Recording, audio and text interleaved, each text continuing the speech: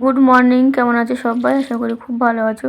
তো গোলাপ গাছটায় 3-4 দিন জল দেওয়া হয়নি, তো আজকে একটু সকালে জল দিয়ে দিলাম। আর যে গোলাপ ফুলটা ফুটেছিল সেটা একদম পুরো ঝরে গেছে। আর ভেবেছিলাম ডিপ পিঙ্ক হবে, কিন্তু না, হালকা মানে পিঙ্ক কালারের গোলাপ ফুল আর কি। তো যাই হোক, এদিকে কিন্তু ফ্রিজে মাংস ছিল, আমি দেখিনি। তো যা সবজি ছিল সেটাই একটা সবজি করেছি, আর ডাল করেছি টমেটো রসুন দিয়ে, পেঁয়াজও ছিল না। তবে এই ডালটা খেতে কিন্তু দারুণ লাগে। আর এদিকে বেগুন ভেজেছি।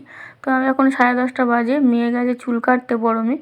আর আমি খেয়ে নিয়ে, এই যে আমার ছোটো মেয়ে এখনও ঘুম থেকে ওঠেনি। আজকের আকাশটা তো মেঘলা মেঘলা করে আছে।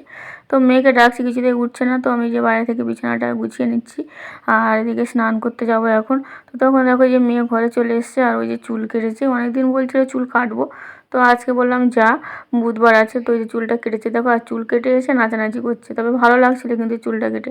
তো কেমন হয়েছে অবশ্যই তোমরা জানিও। দেখো কেমন করছে চুল নিয়ে।